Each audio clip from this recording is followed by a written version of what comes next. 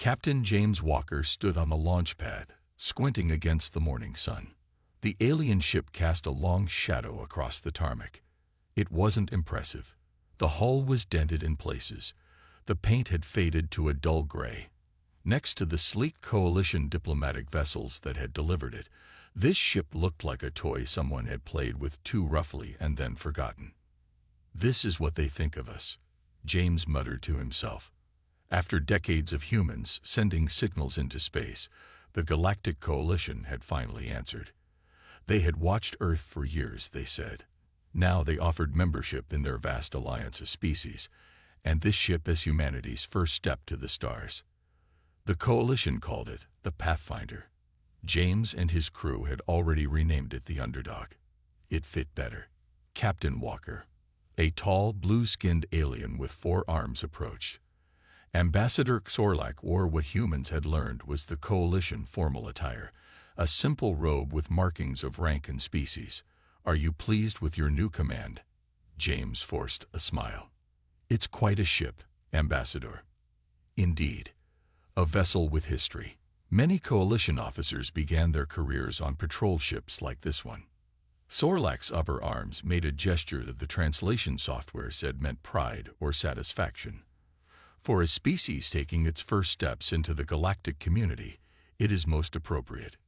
Behind the ambassador, James could see other aliens watching. One in particular, Coalition Admiral Drem, didn't bother hiding his amusement.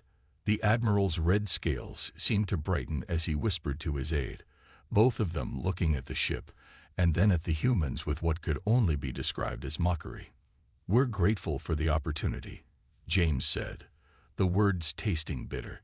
He wasn't a diplomat. He was a pilot chosen for this mission because he had the most experience with experimental aircraft. That, and because he didn't trust easily, a trait NASA and the UN thought might be useful when dealing with aliens bearing gifts. Ambassador Xorlak bowed slightly. "The Coalition believes all species must earn their place among the stars. This vessel will allow you to prove humanity's readiness. Or prove we're not ready," James thought, but kept silent. Later that afternoon, after the Coalition representatives had returned to their gleaming ships, James met with his newly assembled crew in what passed for the Underdog's briefing room. The chairs didn't quite fit human bodies. The lighting was too dim. The air smelled faintly of something like cinnamon and rust. "Welcome aboard what might be the worst ship in the galaxy," James said, looking at the 30 men and women who would join him on this mission. They weren't traditional astronauts. NASA and space agencies worldwide had been asked to find people who solved problems in unusual ways. Lieutenant Maria Rodriguez, his second in command, had built functioning computers from electronic waste since she was a child. At 16, she created a miniature fusion reactor using parts from old microwaves and car engines. It had only worked for 12 seconds before burning out, but it had worked. Chief Engineer Tom Davis had survived 3 weeks in the Australian outback after a plane crash by building a working vehicle from the wreckage. He'd made water filters from sand and charcoal. He'd rigged solar stills from pieces of the plane's windows. Dr. Rebecca Moore had 3 PhDs and was known for connecting scientific fields in ways no one had considered before. Dr. Alex Bennett had been laughed out of several universities for theories about space travel that other physicists called impossible. The rest of the crew shared similar stories. People who saw possibilities where others saw dead ends. "I've reviewed the technical specs they gave us," Tom said, running a hand through his gray-streaked beard. "This ship is garbage. The engines can barely reach FTL speeds. Life support needs constant monitoring. The weapons wouldn't scare off a mosquito. Don't forget the navigation system that's about as reliable as a compass made of paper clips," Maria added. James nodded. "They've given us a ship designed to fail. The question is, why?" "To prove humans aren't ready," Dr. Moore said quietly. The small woman adjusted her glasses. "I've been studying Coalition cultural records they shared.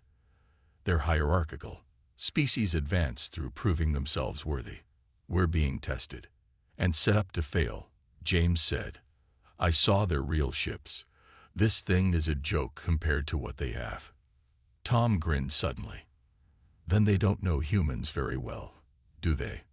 "What do you mean?" asked James. "Give a human a broken thing and tell them they can't fix it."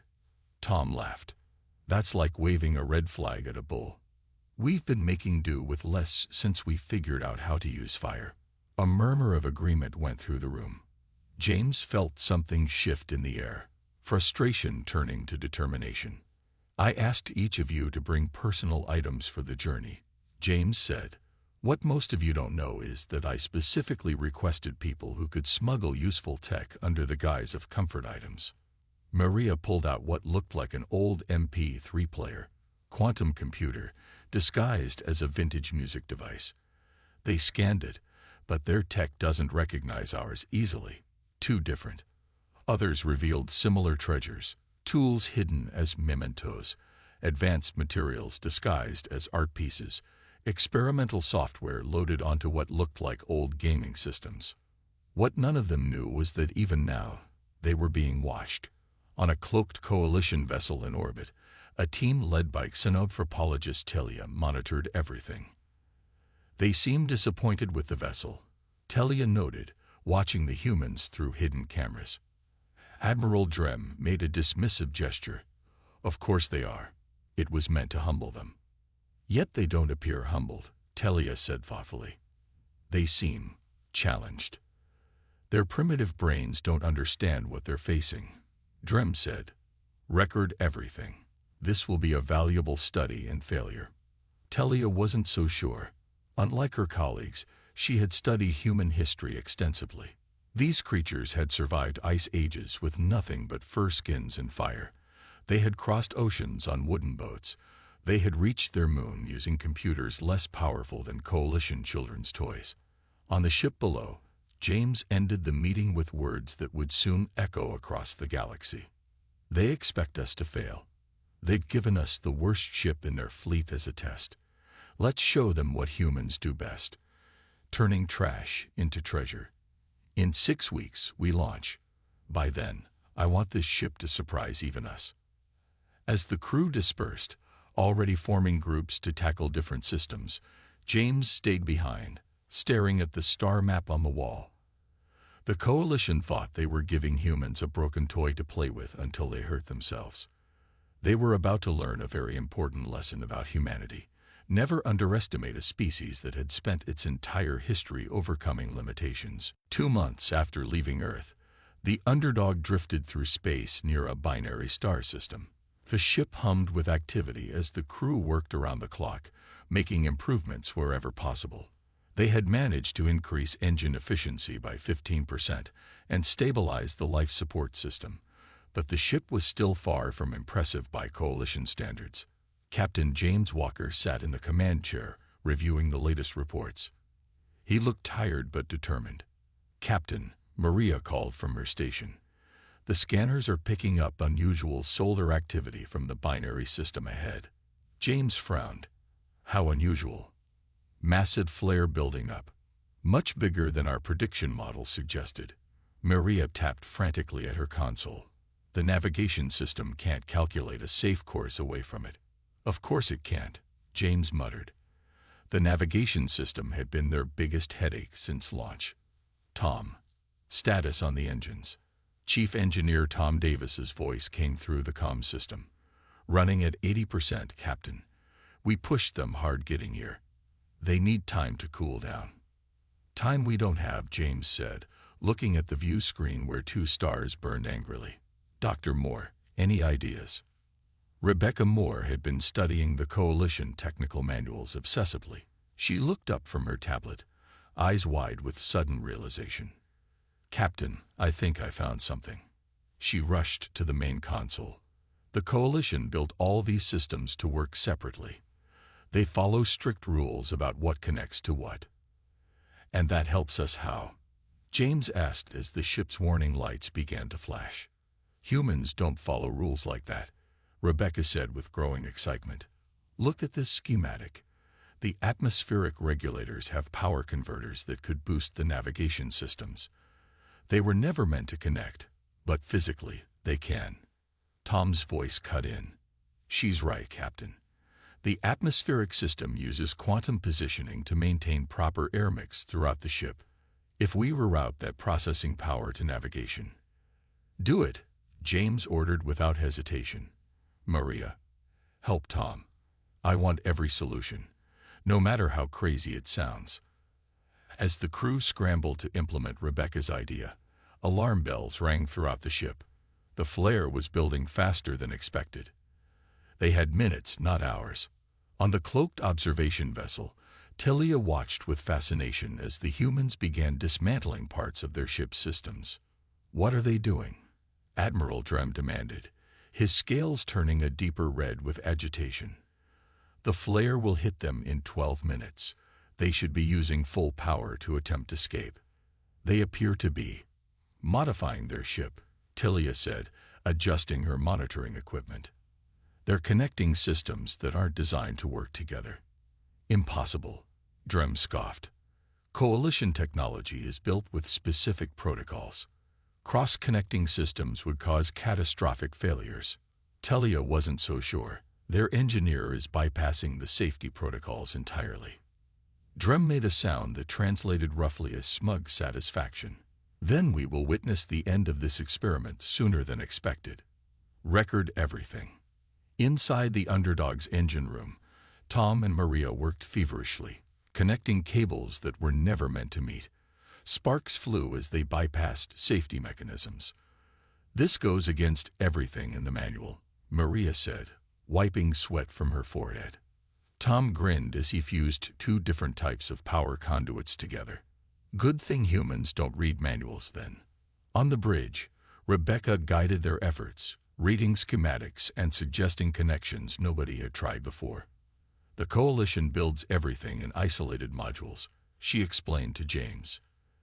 They never consider that parts from different systems might work together better than they work alone.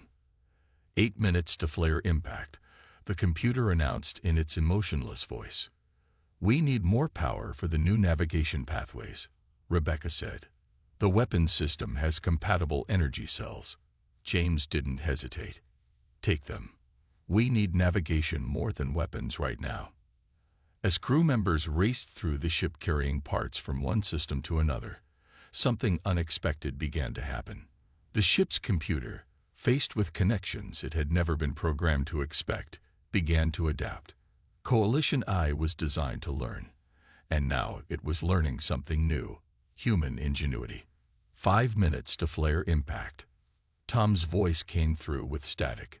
Captain, we've got the connections made, but the computer can't integrate the new pathways fast enough. James looked at Rebecca. Options. She bit her lip. We could bypass the main computer and run the calculations manually through our Earth devices. She pointed to the quantum computer Maria had smuggled aboard, disguised as an MP3 player. It's risky, but... Do it, James ordered. Maria plugged her quantum computer into the ship's systems. For a moment, nothing happened. Then the lights flickered, and new data began flowing across the main screen. 3 minutes to flare impact. I need a new course now, James shouted. Maria's fingers flew across her console. The quantum computer is mapping possibilities our navigation system never considered. It's finding. Wait. There. A course appeared on the main screen, one that didn't try to outrun the flare, but instead used the gravity of a nearby asteroid field to slingshot the ship around and behind a large moon for protection. That wasn't in any of the Coalition navigation options, Rebecca said in awe. James didn't waste time questioning it. Execute now. The Underdog turned sharply, its engines straining as it followed the new course. The ship rumbled and shook as the edge of the solar flare caught them, but the improvised shields held. 1 minute to full flare impact. The crew held their breath as the ship accelerated toward the asteroid field. By all Coalition flight protocols, what they were attempting was suicide. The navigation system they'd cobbled together calculated a path through the rocks that changed moment by moment, adjusting for the gravitational pull of each object. 30 seconds. The ship wove through the asteroids, missing collisions by meters. As the full force of the flare erupted behind them, they slipped behind the protective bulk of the large moon. The bridge fell silent as the danger passed. Then cheers erupted. "We did it," Maria shouted, hugging the nearest crew member. James allowed himself a small smile. "Status report." Tom's voice came through, filled with satisfaction. "Captain, you won't believe this. The connections we made, they're working better than the original systems. We've got a 30% boost to navigation precision, and the atmospheric regulators are actually running more efficiently now." Rebecca was staring at her tablet in disbelief. This shouldn't be possible according to Coalition engineering principles. They'd been using the same designs for thousands of years because they believe they're perfect. "Perfect for them, maybe," James said, looking around at his triumphant crew. "But humans have always been good at making things work in ways they weren't designed to." On the observation vessel, silence reigned. Admiral Drem stared at the monitors showing the Underdog safely behind the moon, its systems not only functioning but apparently improved. "How?" he finally asked. "How did they survive?" Telia watched the readouts with growing excitement. "They improvised." The word didn't translate well into the Coalition language. The closest meaning was deviated from established procedure, which was considered a serious error in their culture. "This changes everything," Telia whispered, too quietly for the Admiral to hear. "They don't see technology the way we do.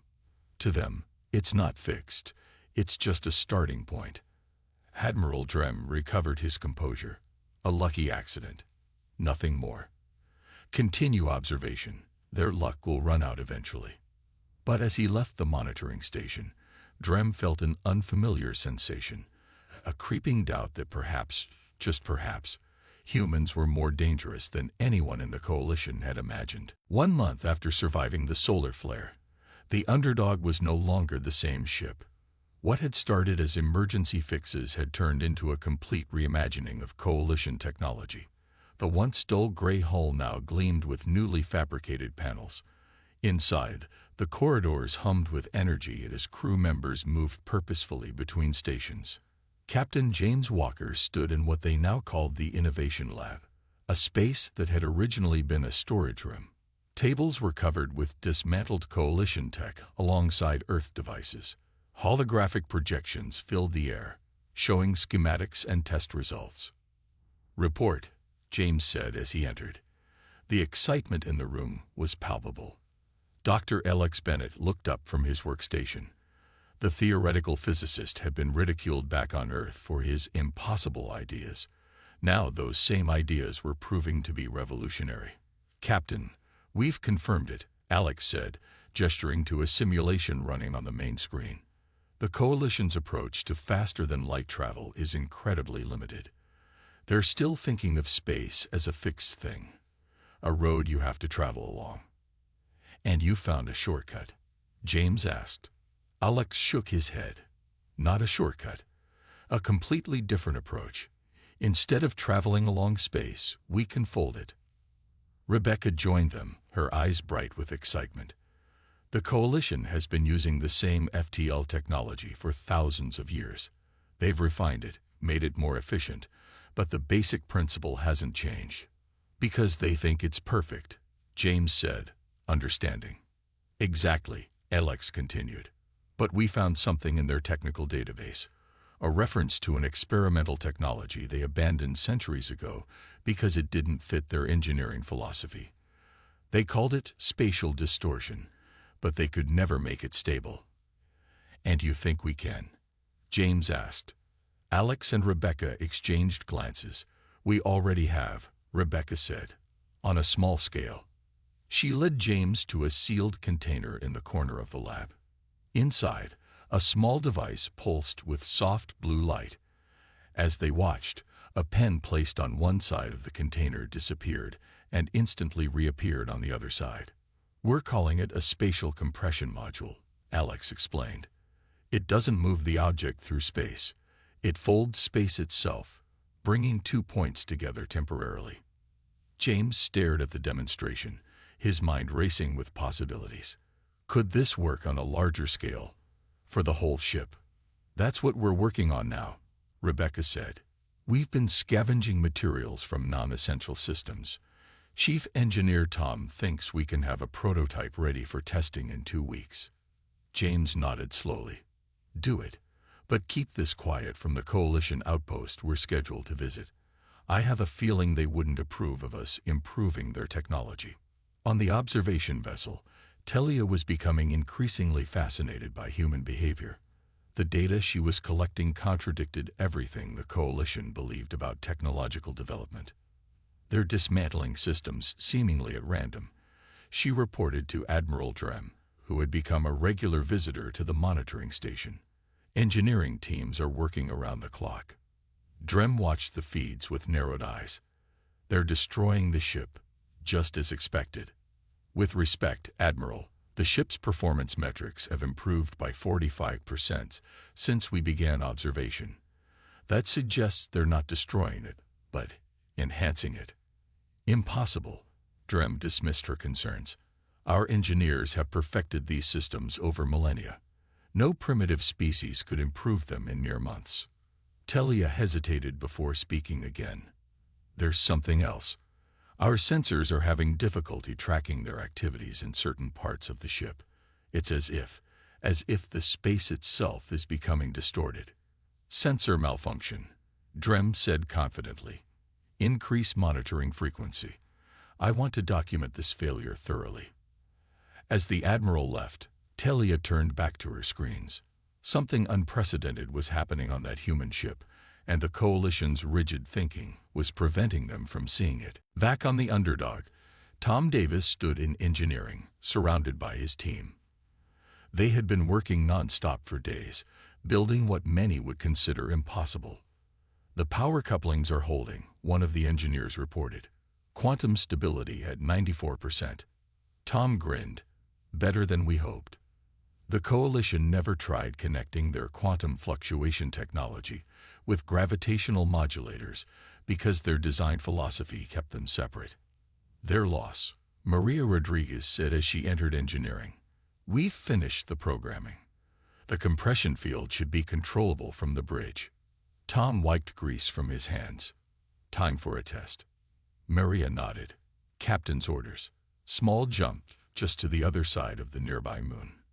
If it works.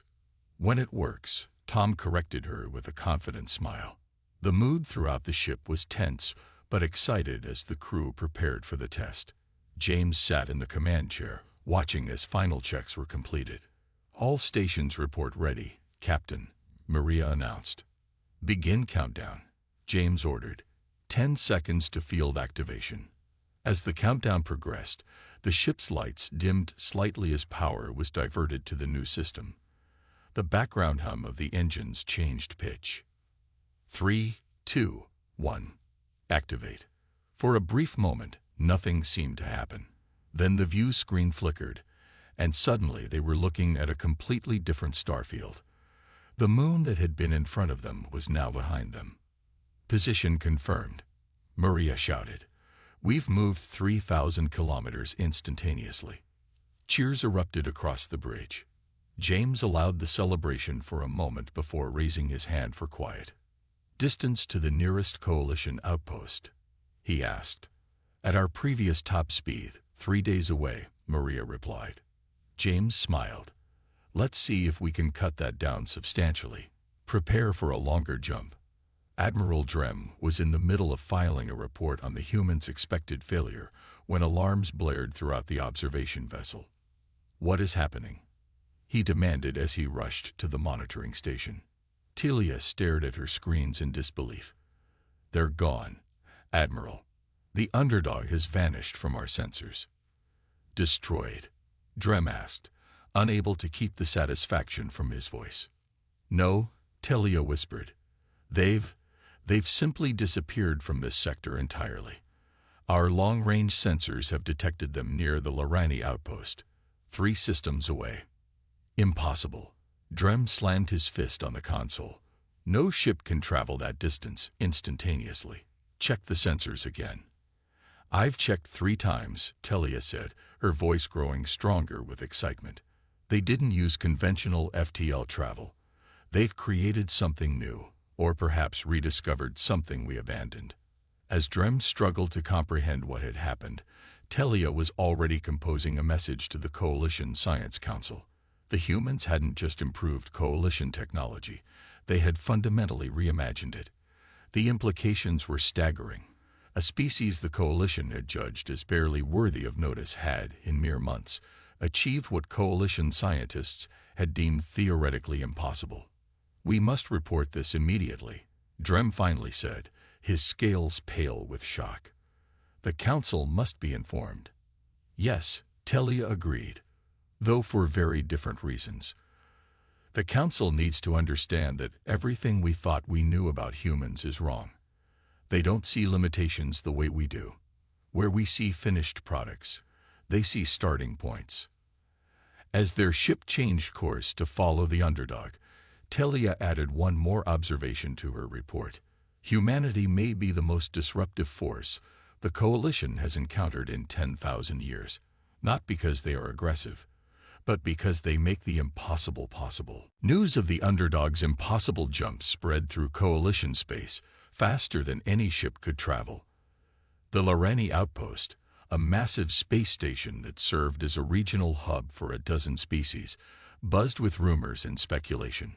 Coalition officials tried to control the information, but stories spread from ship to ship, station to station. Captain James Walker and his crew had become celebrities overnight. As they docked at the Lorani Outpost for supplies, crowds gathered to catch glimpses of the humans who had achieved what Coalition scientists claimed was impossible. James stood at the airlock with Maria and Tom, preparing to meet the station's commander. "Remember," James said quietly, "we share nothing about our modifications. As far as they know, we got lucky with some minor improvements to their systems." "Do you think they'll believe that?" Maria asked, straightening her uniform. "No," James said with a small smile.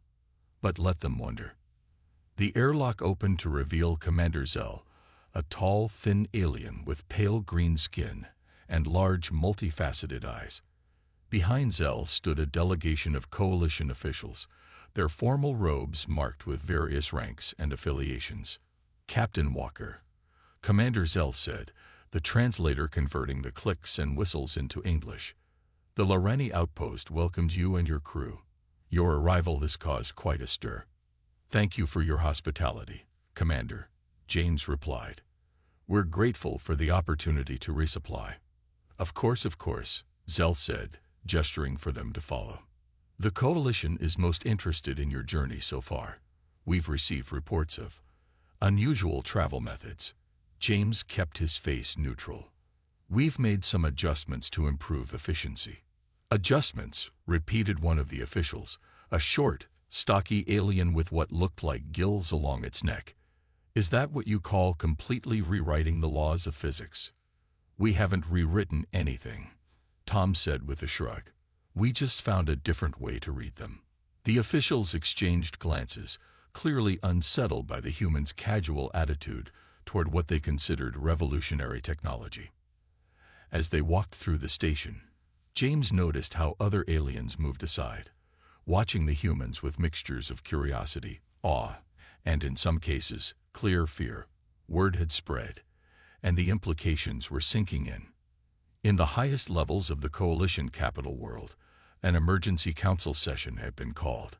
The Grand Chamber, designed to hold representatives from hundreds of species, was sealed for this private meeting. Only the highest-ranking officials were present. High Chancellor Vorex, the elected leader of the Coalition for the past 30 years, looked around the table at the troubled faces.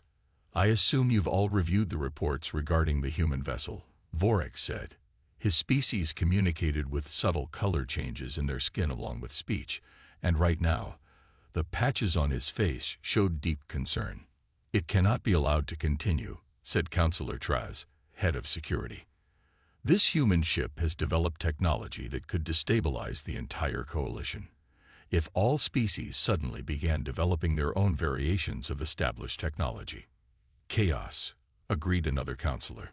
The foundations of our society rest on technological stability and predictability. What do you suggest? Asked Vorex. We invited them to join the coalition. We gave them a ship. A test ship, Traz corrected. One they were supposed to struggle with, not revolutionize.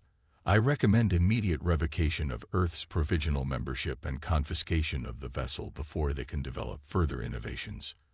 And if they resist? Asked a quieter voice. All heads turned to Counselor Mira, known for her moderate views. These humans have already demonstrated remarkable adaptability. Attempting to force them could backfire significantly. They are one ship against the might of the coalition fleet, Traz said dismissively. They would have no choice but to comply. The debate continued, with opinions splitting into three main factions. Some, like Traz, wanted immediate action to contain the human threat. Others saw opportunity. If humans could be controlled, their creativity might be harnessed for coalition benefit. A small minority, including Mira, suggested treating humans as true equals and learning from them rather than trying to control them. In the midst of this debate, a new voice spoke up. Telia had been granted rare permission to address the council directly. With respect, honored counselors, she began, I have been observing the humans closely. Attempting to control them through force would be a grave error. You sympathize with them, Traz accused. I understand them, Telia corrected, which is not the same thing. Humans have a unique perspective that allows them to see possibilities where we see only established patterns. It is not a threat unless we make it one. Pretty words, Traz said. But the reality is clear. Either we control this new technology, or it will spread beyond our ability to manage. After hours of debate, a decision was reached. A coalition diplomatic vessel would approach the underdog with orders to return to coalition space for safety inspections. If the humans refused, stronger measures would be authorized. Back at the Lorani outpost, James received a secure communication from Earth. The coalition had allowed limited contact with their home planet, carefully monitoring all transmissions. This one, however, had been approved quickly, too quickly. Captain, the message began, the face of UN Secretary General Williams appearing on the screen. We've received troubling intelligence from sources within the coalition. There is significant concern about your ship's advancements. A diplomatic vessel has been dispatched to intercept you, but our sources suggest their intentions may not be entirely peaceful. James frowned. What are your orders, sir? The Security Council has discussed this at length. Your primary mission remains unchanged.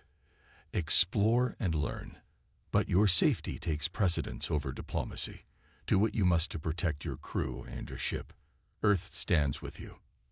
The transmission ended, leaving James troubled. He called his senior officers to the ship's conference room. They're scared of us, Rebecca said after James shared the message.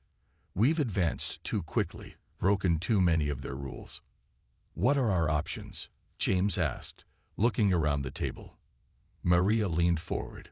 We could run. With our new drive, we could stay ahead of anything they send after us. Running makes us look guilty, Tom pointed out. And we've done nothing wrong. Alex had been quiet, but now he spoke. There's another option. We share what we've learned. What do you mean? James asked. Not with the coalition officials, Alex clarified. With Earth. We send all our specifications, all our discoveries, directly home. If they want to stop human advancement, they'll have to deal with an entire planet of innovators, not just one ship. James considered this, then nodded slowly. Begin the transmission immediately. Use our new communications array, the one that operates on frequencies they can't easily monitor. If they're planning to take our ship, we make sure our knowledge doesn't die with us. As the crew rushed to compile their discoveries, James stared out the viewport at the stars. The coalition had given humans their weakest ship as a test, expecting them to fail. Instead, humans had shown what they did best: adapt, innovate, and overcome. Now the real test was beginning. The coalition diplomatic vessel Righteous Purpose dropped out of FTL travel near the Lorani outpost. It wasn't alone. Behind it came 29 warships, their weapons systems fully charged. The message was clear. This wasn't a negotiation, but a show of force. Inside the Underdog, alarms blared as sensors detected the incoming fleet. Transmission from the lead ship, Captain, Maria reported from her station. They're ordering us to power down all systems and prepare for boarding. They claim it's for safety inspections. James looked around the bridge at his crew. In the months since leaving Earth, they had grown from a collection of misfits into a family. They had taken the worst ship in the Coalition fleet and transformed it into something revolutionary. "Status of our transmission to Earth?" he asked. "Completed 10 minutes ago," Maria replied with a satisfied smile. "Everything we've learned, every innovation, every discovery, it's all safely home." James nodded. "Open a channel to the Coalition fleet." The main screen flickered to life, showing the stern face of Admiral Drem. The red-scaled alien's expression showed no surprise at seeing James. "Captain Walker," Drem said, his translator converting his clicks and hisses into English. "By order of the Coalition Council, your vessel is to power down immediately and prepare for boarding. Your modifications must be inspected for safety compliance." "Admiral Drem," James replied calmly, "we appreciate your concern for our safety, but the Underdog has never been safer. In fact, we've improved virtually every system beyond Coalition standards." Drem's scales darkened with anger. "That is precisely the problem, human. Your reckless modifications violate established protocols. You will comply, or we will be forced to take more direct action." From her position beside James, Rebecca whispered, "They're scared of what we've become." James nodded slightly. "Admiral, humanity joined the Coalition in good faith. We were given this ship as a test, and we've passed it beyond anyone's expectations. We've harmed no one. We've violated no laws. We've simply innovated. Innovation without oversight threatens the stability of the Coalition," Drem replied. "You have 5 minutes to comply before we take action." The transmission cut off, leaving the bridge in silence. "Options?" James asked his crew. "We could run," Tom suggested from engineering. "Our new drive could outpace anything they have. Until they catch us eventually," Maria countered. "We're still one ship." Alex spoke up from the science station. "Captain, remember what we were working on last week? The probability drive." James turned to him. "It's not tested yet." "Neither was the spatial compression module when we first used it," Alex said with growing excitement. "The theory is sound. The initial simulations were promising." "Explain it again," James requested. "In simple terms." Alex nodded. "Traditional weapons target where something is. Our probability drive can calculate where something is most likely to be and nudge reality slightly to ensure we're somewhere else." "You're talking about manipulating probability itself," Rebecca said, "making it extremely unlikely that their weapons will hit us, and extremely likely that ours will hit them, if needed." Alex confirmed. "It doesn't break physics. It just bends the rules a bit." James considered this for a long moment. "How long to bring it online?" 10 minutes, Tom replied from engineering. "Maybe less if we bypass the secondary safety protocols." "We don't have 10 minutes, Maria pointed out. "We have 4 minutes until they open fire." James made his decision. "Do it. Bypass everything non-essential. All power to the probability drive and shields." The next 4 minutes were a flurry of activity as the crew raced to bring the untested system online. Energy flowed through pathways that had never existed in Coalition technology, creating quantum fields that manipulated the very fabric of probability. Just as the deadline expired, Tom's voice came through the comm system. "Probability drive online, Captain. It's not stable, but it's working." On the main screen, they could see the Coalition fleet moving into attack formation. The first energy blasts lanced out from the nearest warships. "Brace for impact," James called. But the impacts never came. Each energy blast seemed to veer off course at the last moment, missing the underdog by mere meters. The humans watched in awe as shot after shot failed to connect. "It's working," Alex whispered. "The probability fields are shifting things just enough." James didn't waste the opportunity. "Maria, open a channel to all coalition vessels simultaneously." "That's not possible with Standard," she began, then smiled. "Right. Standard doesn't apply to us anymore. Channel open to all vessels, Captain." On the bridge of the Righteous Purpose, Admiral Drem stared in disbelief as every single shot from his fleet somehow missed the human vessel. It wasn't evasive maneuvers. The ship barely moved, yet nothing could touch it. "Impossible," he muttered. Then, to his further shock, Captain Walker's face appeared on his screen, and from the reactions of his officers, on every screen throughout the fleet. "This is Captain James Walker of the Earth ship the Underdog," the human began. "We could continue this demonstration, but that would miss the point. You gave us your weakest ship as a test, expecting us to fail. Instead, we've shown you possibilities your civilization has overlooked for millennia." Drem tried to cut the transmission, but nothing happened. Somehow, the humans had overridden all communications controls. "Humanity doesn't want conflict," Walker continued. "We want partnership, but it must be as equals. We shared all our innovations with Earth. What you're witnessing isn't just one ship. It's humanity's gift to the stars. You can fight us and lose, or join us and grow. The choice is yours."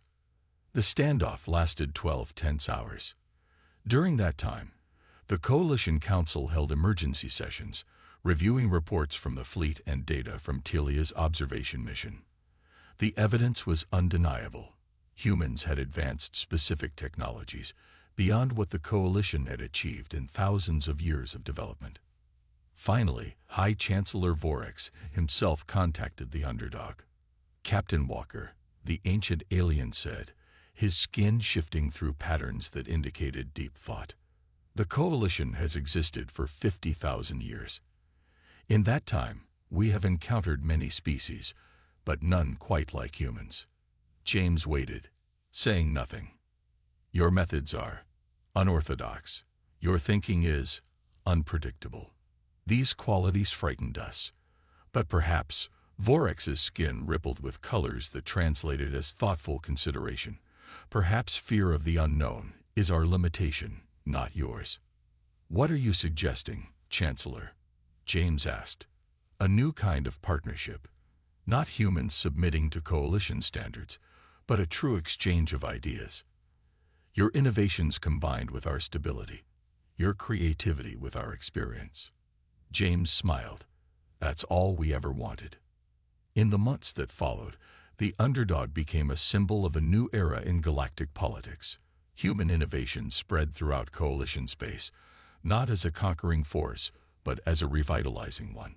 Species that had accepted technological stagnation as inevitable began to question their own limitations. Telia, now serving as the first coalition minister of interspecies innovation, summarized it best in her address to the new council. "By giving humans our weakest ship, we accidentally gave them the perfect opportunity to show us our own blind spots. They didn't just rewrite the capabilities of a single vessel, they've rewritten what we thought was possible. And in doing so, they've written themselves into the future of the coalition in ways none of us could have predicted." Captain Walker and his crew became diplomats as much as explorers, building bridges between human ingenuity and alien wisdom. The Underdog, now barely recognizable from its original form, became a living symbol of what was possible when creativity was unleashed. The universe, it turned out, had far fewer fixed rules than anyone had imagined. All it took was a species willing to test them.